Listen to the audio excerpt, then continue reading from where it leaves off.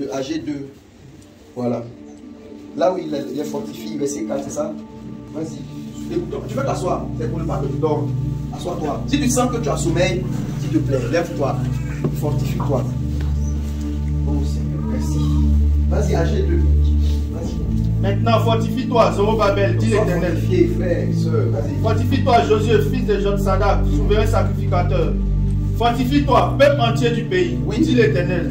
Et travaillez. Travaille, écoutez, il dit quoi? Et faites quoi? Travaillez. Frère, soeur, travaillons. L'eau, travaillons. Il dit fortifier et travailler.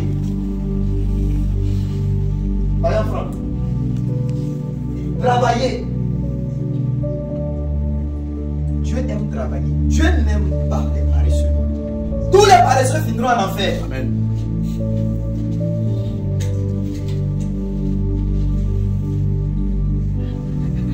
Dieu aime travailler.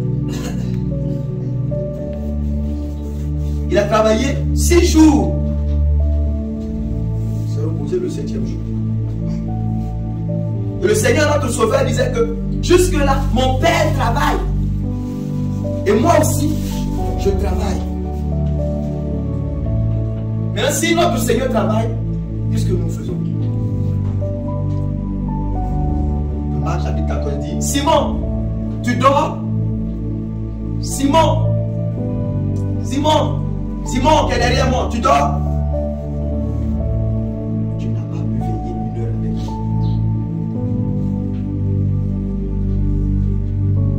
Le Seigneur est très pratique. En haut, Simon venait de lui dire, même si tout le monde t'abandonne, moi, je vais mourir avec toi. Et après cette confession de mourir avec Jésus, il aimerait pouvoir te voir faire 1 heure avec lui. Je vais mourir avec toi, mais après 1 heure de persévérance, je suis endormi. Fais 1 heure déjà avec moi pour pouvoir mourir avec moi, Simon. Vas-y, mon frère. Et travaillez, car je suis avec vous. Travaillez, car je suis avec vous. Dit l'Éternel des armées. Dit l'Éternel des armées. Je reste fidèle à l'alliance que j'ai faite avec vous. Il dit, je reste fidèle à l'alliance que j'ai faite avec vous. Quand vous sortez de l'Égypte. Quand vous êtes sortis d'Égypte. Et mon esprit est au milieu de vous. Et mon esprit est au milieu de vous. Ne craignez pas. Ne craignez pas. Mes frères, s'il y a un endroit où se trouve la parole de Dieu et l'esprit de Dieu, Dieu est là. Amen. Et ne craignons pas. Ne craignons pas. Dans la version de Louis II, dès qu'il traduit, il dit que je reste fidèle à l'alliance que j'ai faite avec vous. Quand vous êtes sortis d'Égypte. Quelqu'un dans le peut lire dans la version de Lis le même verset là. Écoutez bien, c'est le verset combien? Lis, écoutez, dans le second, il dit, je reste fidèle à l'alliance que j'ai faite avec vous. Et mon esprit. Mais écoutez ce que David dit. La parole selon laquelle j'ai fait alliance avec vous. Donc la parole selon laquelle j'ai fait alliance avec vous. Lorsque vous sortez d'Égypte. Donc lorsque vous êtes sortis d'Égypte. Et mon esprit demeure au milieu de vous. Donc Dieu dit que sa parole et son esprit demeurent au milieu de son peuple. Amen. Et si sa parole et son esprit sont là, il dit, ne craignez pas, je suis là. Amen. Vous avez la prédication de la véritable parole de Dieu. Vous avez connaissance de la doctrine du Seigneur. Son esprit se plaît encore d'agir, de toucher, de changer, de parler au milieu de vous. Qu'est-ce que vous craignez? Ne craignez pas. Ne craignons pas. Attendez, ne craignez pas. David dit, je dirai à mon âme, apprenez à parler à votre âme. Mon âme, reste tranquille. Compte sur celui qui t'a sauvé. Ne crains pas. Mon âme, fais confiance. Tout à l'heure, le cantique disait, oh mon âme, c'est David. David nous a appris à parler à notre âme. Mais on ne parle pas à notre âme pour autre chose. C'est pour lui demander de rester fidèle au Dieu fidèle. De ne pas craindre. Quand tu vois que les soucis, les inquiétudes viennent, parle à ton âme. Ce n'est pas de la sorcellerie. Dis, mon âme, Dieu est fidèle. Souvent, l'âme agitée, comme un oiseau, veut sortir de sa cage. Reste tranquille, mon âme. Tu es fidèle. Tu n'abandonnes pas. Alléluia. Regardez où aujourd'hui nous sommes à la défense. Un signe de la fidélité de Dieu. Amen. Alléluia. Amen. David dit, allez-y courir. Et Dieu donne ses biens là à ses serviteurs dans leur sommeil. Courez après les villas. Courez, nous autres, les villas courent après nous. Amen. Courez-vous après les voyages. Et nous autres, les voyages et les pays courent après nous. Amen. Courez après les mariages et les enfantements. Nous autres, les mariages et l'enfantement courent après nous. Amen. Le bonheur et la grâce accompagneront les vies. Ma vie. Amen. Fais de l'éternel tes Délices. et te donnera ce que ton cœur désire. Si tu veux faire de lui tes délices pour avoir ce que ton cœur désire, tu es idolâtre et tu n'auras rien. Mais c'est une vérité selon laquelle ceux qui honorent le Dieu d'en haut, le Dieu vivant les honore. Jésus dit même donner un verre d'eau à un de ses petits qui croient en lui là. C'est calculé, c'est pris en compte. Dieu va te récompenser. Alléluia. Amen. Et puis dans un temps de ténèbres comme ça, mon frère, continue de porter le flambeau de l'évangile. Amen. Tu vas voir. Dieu va continuer à te nourrir. Amen. Tu vas avoir une triplesse. Amen. Pourquoi une triplesse? Amen. C'est pas simple, on dit ça comme c'est triplesse aussi. Alléluia. Amen. Dieu ne craint pas de donner des biens à quelqu'un. Il a vu que le cœur de ce dernier est attaché qu'à lui. Amen. Il ne craint pas. Mais de toute façon, tu vois actuellement là. Pour ton salut, tu vas rester pauvre. Amen. Alléluia. Amen. Pour ton salut, tu vas rester pauvre. Amen. Si tu as commencé à avoir un peu là, je ne peux plus faire les réunions de prière. Je ne peux plus être présent. Ah, actuellement mon travail est exigeant. Le nouveau travail que j'ai est un travail exigeant. Je ne peux plus être en réunion. Mais est-ce que l'assemblée a un compte? Un compte. On doit faire des offrandes sur le compte de l'assemblée. Je ne peux plus être en réunion, je suis désolé. Même pour les réunions Zoom, c'est vraiment compliqué parce que je travaille à la maison. Voilà. J'ai vraiment pas le temps, frère. Comprends-moi. Dieu va te garder avec nous ici, en bas. Amen. Pour que tu sois sauvé. Amen. Alléluia. Actuellement, quand tu transportes, quand tu es en bas, quand tu lis Bible, ça me. Et ma soeur, quand tu montes dans le bas, quand tu lis ta Bible, il va te donner voiture. C'est ça qui va faire que tu pourras plus lire la Bible. Donc tu vas continuer à emprunter le bac. Maintenant, si Dieu voit un cœur qui saura trouver une autre manière de lire la Bible, même ayant une voiture, il va te donner une voiture. Et ça, on appelle évangile. C'est vrai qu'on est conspiratif, ça nous prêche comme ça. Amen. Dieu n'a pas de problème avec les biens. Et c'est que Salomon, dans l'ancienne alliance, n'a pas demandé là. C'est ce que les prédicateurs de la nouvelle alliance, ils disent qu'ils nous poussent maintenant vers ça. Dieu dit non. Dieu t'apparaît et il demande ce que tu veux que je te donne.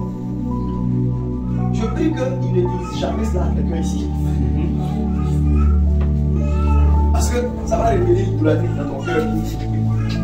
Il y a une soeur qui a eu un songe. Quelqu'un lui a apparu, mais sous un visage qu'elle connaît. Mais c'était comme si c'était le Seigneur. Vous savez que les choses spirituelles sont souvent bizarres. Voilà. Pour ceux qui n'ont jamais eu de son, ils ne comprennent pas. Et le Seigneur lui dit, demande ce que tu veux que je te donne. Il dit, je veux être une femme selon le cœur de Dieu. Il dit que te sois fait selon ce que tu as dit. Ça va maintenant? Non, pardon. Je veux le mariage.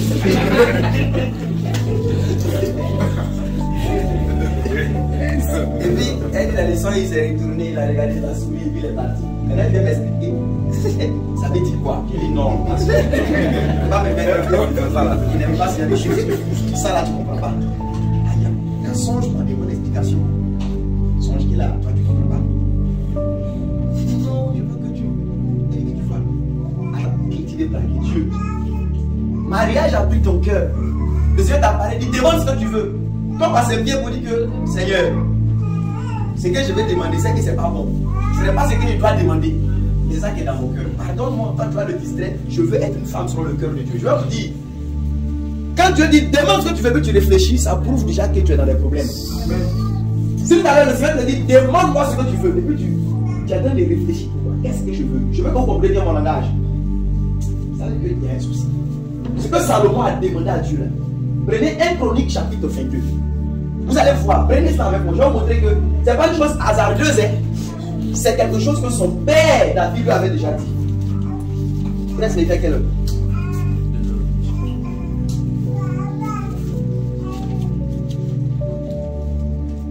Prenez, il dit comment? 1 Chronique, non? 22.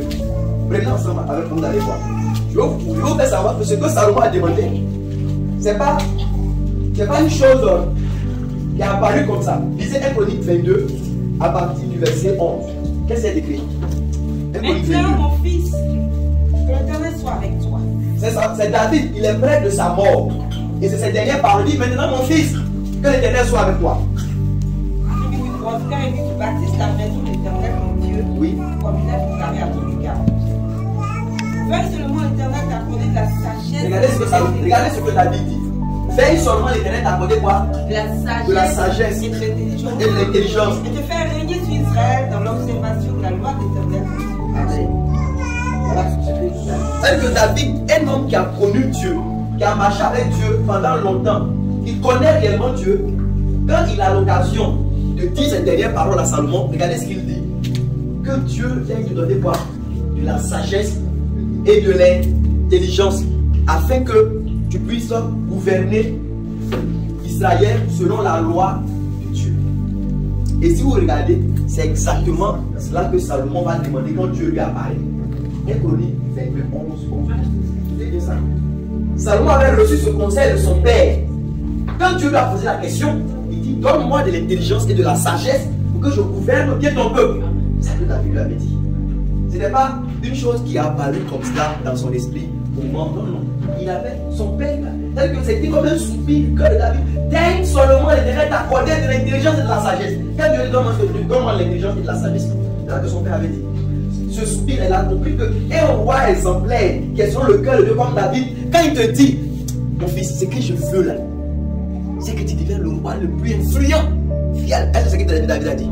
Que tu domines, que tu impactes. Non, c'est comme si le frère Esther, il a vieilli, fidèle jusqu'à, il est à côté, prêt à déloger, prêt à aller aussi, mais puis Tidibé vient à côté. Puis il dit: mon père, char d'Israël et sa cavalerie. Fils, que le Seigneur te donne de l'aide, de crainte, chaque jour de ta vie. Il a dit: c'est mon cher, le Seigneur. Sidibé, demande-moi ce que tu veux que je te donne. Je vais faire un ministère puissant. Il n'a rien perdu. Je veux impacter les nations. Et c'est ce qu'il a dit. Il dit: Seigneur, donne-moi de te craindre et de t'aimer. Parce que c'est le soupir du cœur de quelqu'un qui a longuement marché avec Dieu, qui a connu Dieu, qui a un témoignage d'avoir été agréable à Dieu. Quand vers la fin, il dit: daigne seulement l'Éternel te donner de la sagesse et de l'intelligence. Quand Dieu te demande qu'est-ce que tu veux, la sagesse et puis l'intelligence pour bien diriger ton peuple. Avant que Dieu vienne, c'était la chose que Salomon serait en train de rechercher. C'est à ça qu'il aspirait. Quand Dieu pose la question, il dit avec ça. Et vous voyez, je veux la sagesse, je veux l'intelligence, non pas pour être influent, mais pour bien diriger Israël, ton peuple, afin qu'il marche dans tes voies. Là, c'est ça que Jésus appelle chercher premièrement le royaume de Dieu et puis sa justice. On voit que Salomon là, il se préoccupe des intérêts de Dieu. Salomon là se préoccupe des intérêts de Dieu. Vous voyez qu'il n'a même pas pensé qu'il est un roi. Dieu lui dit que tu n'as pas demandé la longévité. Les rois là, ils veulent vivre longtemps, pouvoir manger, boire et se réjouir. Salomon n'a pas demandé ça. Il n'a pas demandé la mort de tous ses ennemis. Parce que les rois veulent aussi être en paix. Il n'a pas demandé beaucoup de richesses pour qu'on dise c'est le roi le plus riche. Il n'a même pas pensé à y penser comment Dieu va honorer autant d'ennemis qui le marche au talon. Amen. Quand il a pensé comme ça, je vais prendre langage de nous autres. Il a déclenché la prospérité dans sa vie. Sans s'en rendre compte. Il n'a pas pensé à ça. Il dit: je veux plaire à Dieu, je veux être utile pour pouvoir bien faire ton œuvre. Dieu dit: c'est bien qui me réjouit. Je prépare 5 blesses pour lui. Parce que dans son studio là, façon. Et puis il est dans le studio. Il n'est jamais entendu: oh, qu'on déménage. Mais c'est plutôt que les âmes déménagent de l'enfer pour venir au ciel. Que les âmes déménagent des bacatiers de la pornographie, des bacatiers de l'idolâtrie, des bacatiers de l'ivrognerie, que les âmes déménagent, quittent ces bacatiers, les taudis du mensonge, les taudis du vol, les taudis des impudicités, pour venir habiter dans les palais de la pureté, dans les quartiers huppés de la sainteté. Oui. Amen. Dieu, comme tu vois ça, simplesse, ça ne le dérange pas. Parce qu'il faut que c'est un cœur qui ne cherche que sa gloire. Amen. Et toi, toutes tes prières, Seigneur, fais ça. Oh Seigneur, contre tous ceux qui s'élèvent contre mon travail, je les taille. Ceux qui s'opposent à ma promotion, je les taille. Et ça, c'est en 2 heures, 3 heures. Là, il n'a pas besoin de mettre les deux. Tu vas tailler jusqu'à tu seras fatigué. Il n'y aura rien. C'est le mec qui s'oppose à ça, c'est Dieu. Tu vas le tailler comment? C'est ce qu'on a dit d'agir. C'est pas qu'il est amour, même sinon tu le tailles, il te taille aussi. On va voir, c'est pour qui va rentrer. Parce que comme il est un Dieu bon, tu le tailles, il bloque seulement tes taillages. Sinon, si tu le tailles aussi, là, tu vas mourir. Ah, mes frères. Comprenons le cœur de Dieu. Comprenons. Regardez l'Abraham. Richesse, peu. Mais le monsieur, quand il s'assoit là, tu penses à quoi? Il dit, je pense à la cité célestiale, du solide du fondement. Comme l'architecte et Dieu. Aïe! J'ai écouté un peu la prédication de mon frère ici. Là. Il dit à la soeur, Dieu dit, tiens le royaume, elle dit quoi? Le royaume. Les gens sont en train de se marier. Moi, le royaume, j'avais dit.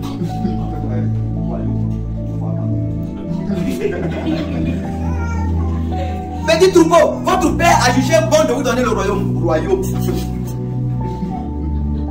Actuellement, on parle des voyages. Tiens le voyage, dit Amen. C'est bon. Si quelqu'un crie Amen, il prend son mariage en même temps. Amen. Il dit le père a jugé bon de vous donner le royaume. Mais en même temps, comme les gens sont obligés par la force du diable, ils disent ils veulent la vie du riche sur la terre et puis la place de Lazare après la mort. Comme cette jeune fille. Il dit entre Lazare, le pauvre Lazare et puis le riche là. Tu veux ressembler à qui? Après que leur monitrice d'école dimanche est finie d'expliquer, on dit entre le pauvre, ça soit un peu mon frère. Pardon. Entre le pauvre Lazare et puis le riche là. Tu aimerais être à la place de qui? Elle s'est levée. Elle dit sur la terre, je veux être à la place du riche. Et puis, après ma mort, je vais être à la place de Lazare. Je veux l'argent, je vais voyager, je vais habiter des grandes maisons. J'ai déjà annoncé à mes frères, écoutez bien, vous n'allez pas tous vous marier forcément avant que Jésus vienne. Amen. Amen. Que tout le monde ne sera pas propriétaire de terre ici. C'est pas tout le monde qui va avoir une maison. Il faut que d'autres construisent, que certains nous louons aussi. C'est ça l'équilibre aussi du monde de Dieu. Tout le monde est propriétaire là. Qui va louer les maisons? Hein Marco? Il faut bien que d'autres louent. Alléluia. On dit c'est Dieu qui a créé le riche et puis le pauvre, pour que les deux puissent se rencontrer. Avec les pauvres, on va voir si tu es libéral, mais si tu es avare. Pour le riche. Le pauvre sera quoi? Si les humbles brisés. Tout cela, ça va ensemble.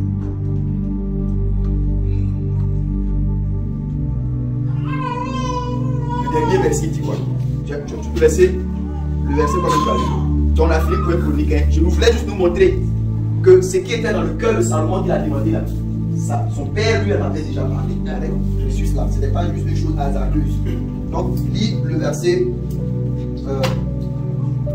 Lis le verset 9 seulement que je t'arrête. Agé le verset 9. Oui. La gloire de cette dernière maison sera plus grande. Donc, Dieu dit la maison qui ressemble à rien là. Sa gloire sera plus grande que celle de la première. Amen. Elle